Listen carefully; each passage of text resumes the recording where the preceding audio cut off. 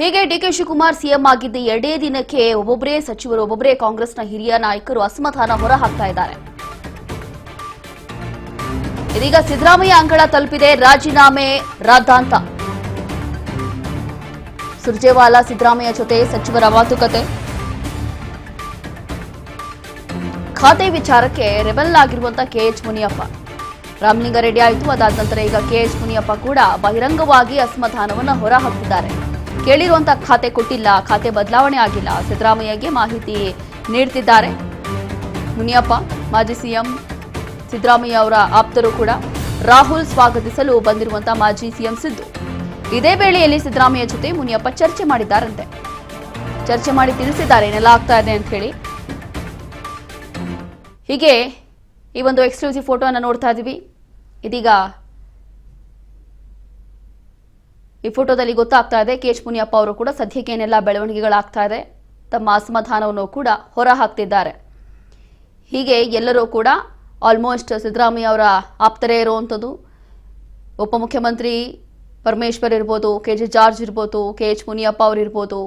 ಅದಾದ ನಂತರ ಹಲವು ಹಿರಿಯ ನಾಯಕರು ಕೂಡ ಈ ಸಂದರ್ಭದಲ್ಲಿ ಸಿಎಂ ಮಾಜಿ ಮುಖ್ಯಮಂತ್ರಿ ಸಿದ್ದರಾಮಯ್ಯ ಅವರ ಜೊತೆ ಕೂತ್ಕೊಂಡು ಮಾತನಾಡ್ತಿದ್ದಾರೆ.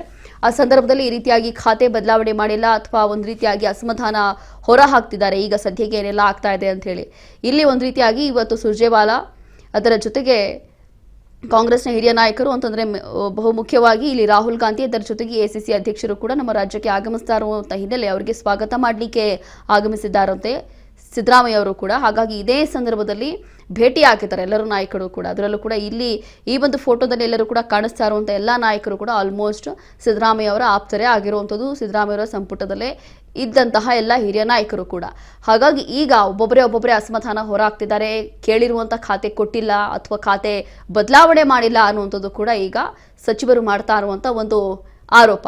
ಹಾಗಾಗಿ ಇಫ್ ಇನ್ ಕೇಸ್ ಈಗ ರಾಮಲಿಂಗಾರೆಡ್ಡಿದಾಯ್ತು, ಅದಾದ ನಂತರ ಈಗ ಕೆಎಚ್ ಮುನಿಯಪ್ಪ ಅವರು ಕೂಡ ಇದೇ ರೀತಿಯಾಗಿ ಏನಾದರೂ ರಾಜೀನಾಮೆ ಕೊಟ್ಬಿಡ್ತಾರಾ ಅನ್ನುವಂಥ ಚರ್ಚೆ ಕೂಡ ಆಗ್ತಾ ಇದೆ. ಮೊದಲನೇದಾಗಿ ಈಗ ಅವರು ಹೇಳಿದ್ದಾರೆ ಸೀನಿಯಾರಿಟಿ ಅನ್ನುವಂಥದ್ದು ಮೇಂಟೈನ್ ಆಗಿಲ್ಲ, ಸೀನಿಯಾರಿಟಿ ಅನ್ನುವಂಥದ್ದು ಗುರುತಿಸಿಲ್ಲ ಅಂತ ಹೇಳಿ ಒಂದು ಕಡೆ ಬಹಿರಂಗವಾಗಿ ಅಸಮಾಧಾನ ಹೊರ ಹಾಕಿದ್ರು. ಅದಾದ ನಂತರ ಈಗ ಈ ರೀತಿಯಾಗಿ ಸಿದ್ದರಾಮಯ್ಯ ಅವರ ಹತ್ರ ಈ ಒಂದು ಮಾಹಿತಿಯನ್ನು ಕೊಟ್ಟಿದ್ದಾರಂತೆ.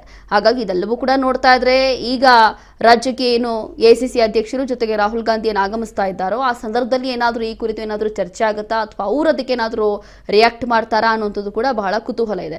ಇಲ್ಲ ಅಂತಂದ್ರೆ ಇಲ್ಲಿ ಸಚಿವರು ಕಾಂಗ್ರೆಸ್ನ ಹಿರಿಯ ನಾಯಕರು ಒಂದಷ್ಟು ನಾಯಕರಿದ್ದಾರೆ. ಎಕ್ಸಾಂಪಲ್ ಈಗ ರಾಮಲಿಂಗಾರೆಡ್ಡಿ ಅವರೇ ಇರ್ಬೋದು ಅಥವಾ ಕೆಎಚ್ ಮುನಿಯಪ್ಪ ಅವರೇ ಇರ್ಬೋದು, ಹಲವು ಬಾರಿ ಶಾಸಕರಾಗಿ ಗೆದ್ದಿದ್ದಾರೆ ಅಥವಾ ಪಕ್ಷಕ್ಕೋಸ್ಕರ ಇಷ್ಟು ವರ್ಷ ಕೆಲಸ ಮಾಡಿದ್ದಾರೆ. ಪಕ್ಷಕ್ಕೆ ಅದರ ಜೊತೆಗೆ ಸಂಪುಟಕ್ಕೂ ಕೂಡ ಅವರ ಅವಶ್ಯಕತೆ ಇದೆ.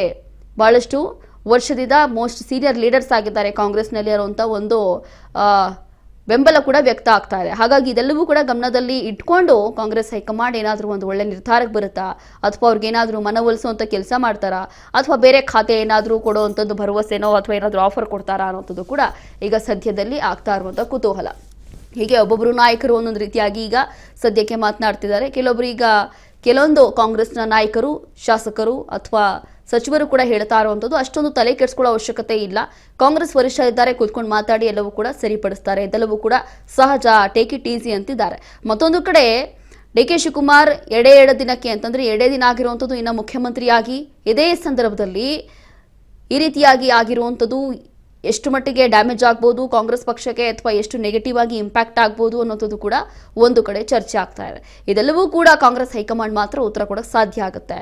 ಮತ್ತೊಂದು ಕಡೆ ಇಲ್ಲಿ ಒಂದಷ್ಟು ಚರ್ಚೆ ಕೂಡ ಆಗ್ತಾ ಇದೆ ಅಂತಂದ್ರೆ ಈ ಖಾತೆ ಹಂಚಿಕೆ ವಿಚಾರದಲ್ಲಿ ಇಲ್ಲಿ ಡಿಕೆ ಶಿವಕುಮಾರ್ ಅವರ ಮೇಲೆಯೂ ಏನಾದರೂ ಒತ್ತಡ ಇತ್ತಾ? ಹೈಕಮಾಂಡ್ ನಿರ್ಧಾರ ಮಾಡಿರುವಂಥ ಖಾತೆಗಳನ್ನೇ ಇಲ್ಲಿ ಡಿಕೆ ಶಿವಕುಮಾರ್ ಹಂಚಿಕೆ ಮಾಡಿದ್ದಾರಾ? ಆ ಸಚಿವರಿಗೆ ಆ ಒಂದು ಖಾತೆಗಳನ್ನು ಕೊಡಿ ಅಂತ ಹೇಳಿ ಅಲ್ಲಿಂದನೇ ಏನಾದರೂ ಎಲ್ಲವೂ ಕೂಡ ನಿರ್ಧಾರ ಆಗಿತ್ತಾ ಅನ್ನುವಂಥದ್ದು ಕೂಡ ಚರ್ಚೆ ಆಗ್ತಾ ಇದೆ. ಕಾರಣ ಏನು ಅಂತಂದ್ರೆ ಪಟ್ಟಿ ತಗೊಂಡು ಹೋಗಿರುವಂಥ ಸಂದರ್ಭದಲ್ಲಿ ಹೈಕಮಾಂಡ್ ನಾಯಕರ ಜೊತೆ ಚರ್ಚೆ ಆಗಿರುತ್ತೆ. ಮತ್ತಷ್ಟು ಡೀಟೇಲ್ಸ್ ಕೊಡ್ತಾರೆ ನಮ್ಮ ಪ್ರತಿನಿಧಿ ಗುರುಮೂರ್ತಿ.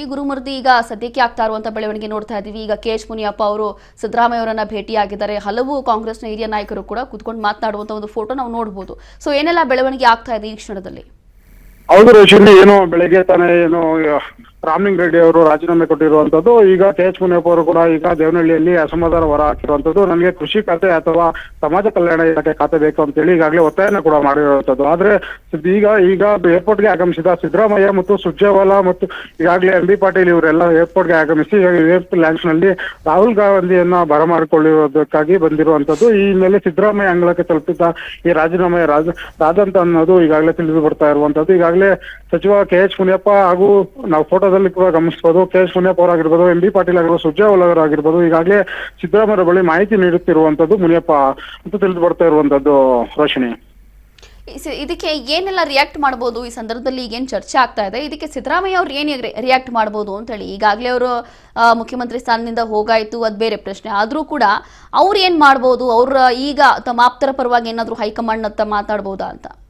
ಖಂಡಿತ ರೋಶಿನಿ, ಏನು ಅವರು ಆಪ್ತ ವಲಯದಲ್ಲಿ ಬರುವಂತಹ ಕೆಲವಿಷ್ಟು ಸಚಿವರಿಗೆ ಕೆಲವೊಂದು ಅಸಮಾಧಾನ ಹಿನ್ನೆಲೆ ಈಗಾಗಲೇ ರಾಹುಲ್ ಗಾಂಧಿ ಕೂಡ ಈಗ ಬೆಂಗಳೂರಿಗೆ ಬರ್ತಾ ಇರುವಂತದ್ದು. ಈಗಾಗಲೇ ತಾಜ್ ಹೋಟ್ಲಲ್ಲಿ ಕೂಡ ಅಲ್ಲೇ 2 ಅವರ್ಗಳ ಗಟ್ಟಲೆ ಈಗಾಗಲೇ ಏನು ಇರುವಂತದ್ದು. 2 ಗಂಟೆಗಳ ಕಾಲ ಅವರ ಜೊತೆಯಲ್ಲಿ ಮಾತುಕತೆ ಕೂಡ ನಡೆಸ್ತಾರ ಅನ್ನೋದು ಈಗಾಗಲೇ ತಿಳಿದು ಬರ್ತಾ ಇರುವಂತದ್ದು ರೋಶಿನಿ. ಆದ್ರೆ ಮುನಿಯಪ್ಪನವರಿಗೆ ಅಸಮಾಧಾನ ಇರೋದಂತೂ ಖಂಡಿತ. ಈಗಾಗಲೇ ರಾಮಲಿಂಗ ರೆಡ್ಡಿ ಕೂಡ ರಾಜೀನಾಮೆಯನ್ನು ಕೊಟ್ಟಿದ್ದಾರೆ. ಈಗ KH ಮುನಿಯಪ್ಪ ಅವರು ನಾವು ಪಕ್ಷ ಸಿದ್ಧಾಂತದಲ್ಲೂ ಇದ್ದೇವೆ, ಆದ್ರೆ ನಾನು ಕೇಳಿರೋದಕ್ಕ ಖಾತೆಯನ್ನ ಕೊಟ್ಟಿಲ್ಲ ಅಂತೇಳಿ ಈಗಾಗಲೇ ಅಸಮಾಧಾನ ಹೊರ ಆಗ್ತಿರುವಂತದ್ದು Roshini. Yes sir, thank you Gurumurthy, ನೀವೆಲ್ಲ ಡೀಟೇಲ್ಸ್ ಹಾಕಿ. ಹೀಗೆ ಇಲ್ಲಿ ಕಾಂಗ್ರೆಸ್ನ ನಾಯಕರ ಹತ್ರ ಈ ರೀತಿಯಾಗಿ ಕೂತ್ಕೊಂಡು KH ಮುನಿಯಪ್ಪ ಅವರು ಕೂಡ ಅಸಮಾಧಾನ ಹೊರಹಾಗ್ತಿದ್ದಾರಂತೆ. ಇಲ್ಲಿ ಫೋಟೋದಲ್ಲಿ ಗಮನಿಸ್ತಾ ಇದ್ದೀವಿ, ಸಿದ್ದರಾಮಯ್ಯ ಇರ್ಬೋದು ಅಥವಾ MB ಪಾಟೀಲ್ ಇರ್ಬೋದು, ಪರಮೇಶ್ವರ್ ಅವರು ಇರ್ಬೋದು, ಅದಾದ ನಂತರ KG ಜಾರ್ಜ್ ಅವರು ಇರ್ಬೋದು, ಎಲ್ಲರೂ ಕೂಡ ಆಪ್ತರೆ ಹೌದು. ಹಾಗಾಗಿ ಈಗ ಇದಕ್ಕೆ ಹೈಕಮಾಂಡ್ ನಾಯಕರು ಅಥವಾ ವರಿಷ್ಠರು ಏನು ನಿರ್ಧಾರ ಮಾಡ್ತಾರೆ ಅಥವಾ ಹೇಗೆ ರಿಯಾಕ್ಟ್ ಮಾಡ್ತಾರೆ ಅಂತ ಹೇಳಿ ಗೊತ್ತಿಲ್ಲ. ಸದ್ಯಕ್ಕೆ ಎಲ್ಲರೂ ಕೂಡ ಅವ್ರನ್ನ ನಂಬಿ ಕೂತಿದ್ದಾರೆ. ಎಲ್ಲ ನಾಯಕರು ಕೂಡ ಕಾಂಗ್ರೆಸ್ನ ವರಿಷ್ಠರಿದ್ದಾರೆ, ಕಾಂಗ್ರೆಸ್ನ ಹಿರಿಯ ನಾಯಕರಿದ್ದಾರೆ, ಬಳಿ ಅವ್ರು ನೋಡ್ಕೋತಾರೆ, ಅದೆಲ್ಲವೂ ಕೂಡ ಸರಿಪಡಿಸ್ತಾರೆ ಅಂತ ಹೇಳಿ ಒಂದು ಭರವಸೆನ ಕೊಡ್ತಾ ಇದ್ದಾರೆ. ಹಾಗಾಗಿ ಈ ಒಂದು ವಿಚಾರದಲ್ಲಿ ಇನ್ನು ಏನೆಲ್ಲ ಆಗುತ್ತೆ ಅಂತ ಹೇಳಿ ಗೊತ್ತಿಲ್ಲ. ಕೇವಲ 2 ದಿನಕ್ಕೆ ಕಾಂಗ್ರೆಸ್ ಮನೆಯಲ್ಲಿ ಇಷ್ಟೆಲ್ಲ ಆಗುತ್ತೆ ಅಂತ ಹೇಳಿ ಯಾರು ಅಂದ್ಕೊಂಡಿರ್ಲಿಲ್ಲ ಬಹುಶಃ. ಇಲ್ಲಿ DK ಶಿವಕುಮಾರ್ ನೂತನವಾಗಿ ಮುಖ್ಯಮಂತ್ರಿ ಆಗಿ ಕೇವಲ 2 ದಿನ ಆಗಿದೆ ಅಷ್ಟೇ. 2 ದಿನಕ್ಕೆ ಇಷ್ಟೊಂದು ಅಸಮಾಧಾನ ಹೊರ ಹಾಕ್ತಾರೆ, ಎಷ್ಟೊಂದು ಈ ರೀತಿಯಾಗಿ ಬೆಳವಣಿಗೆ ಕಾಂಗ್ರೆಸ್ ಮನೆಯಲ್ಲಿ ಆಗಬಹುದು ಅಂತ ಹೇಳಿ ಯಾರು ಅಂದುಕೊಂಡಿರಲಿಲ್ಲ. ಬಟ್ ಈ ರೀತಿ ಆಗ್ತಾ ಇದೆ. ಇನ್ನು ಮುಂದಿನ ದಿನಗಳಲ್ಲಿ ಅಪ್ಕಮಿಂಗ್ ಡೇಸ್ ಅಲ್ಲಿ ಎಷ್ಟೆಲ್ಲ ಬದಲಾವಣೆಗಳಾಗುತ್ತೆ ಅಥವಾ ಇನ್ನ ಯಾವ್ಯಾವ ಸಚಿವರು ಹೊರಗೆ ಬರ್ತಾರೋ ಏನೋ ಗೊತ್ತಿಲ್ಲ. ಒಟ್ಟಿನಲ್ಲಿ ಇದೆಲ್ಲವೂ ಕೂಡ ವಿರೋಧ ಪಕ್ಷದವರಿಗೆ ಒಂದು ಅಸ್ತ್ರವನ್ನಾಗಿ ಬಳಸಬಹುದು. ಇಂಥ ಸಮಯದಲ್ಲಿ ವಿರೋಧ ಪಕ್ಷದವರು ಕೂಡ ಇದೇ ರೀತಿಯಾದಂಥ ಹೇಳಿಕೆಗಳನ್ನ ಅಥವಾ ಟೀಕೆ ಮಾಡೋದ್ರಲ್ಲಿ ಯಾವುದೇ ಅನುಮಾನ ಇಲ್ಲ. ಇದೆಲ್ಲ ಒಂದು ಕಡೆ ಆದ್ರೆ ಇನ್ನ ಕಾಂಗ್ರೆಸ್ ಮನೆಯಲ್ಲಿ ಏನೆಲ್ಲ ಬೆಳವಣಿಗೆಗಳು ಆಗಬಹುದು ಅಥವಾ ಏನೆಲ್ಲ ಬದಲಾವಣೆಗಳು ಆಗಬಹುದು ಅನ್ನುವಂಥದ್ದು ಸದ್ಯಕ್ಕೆ ಇರುವಂತಹ ಕುತೂಹಲ.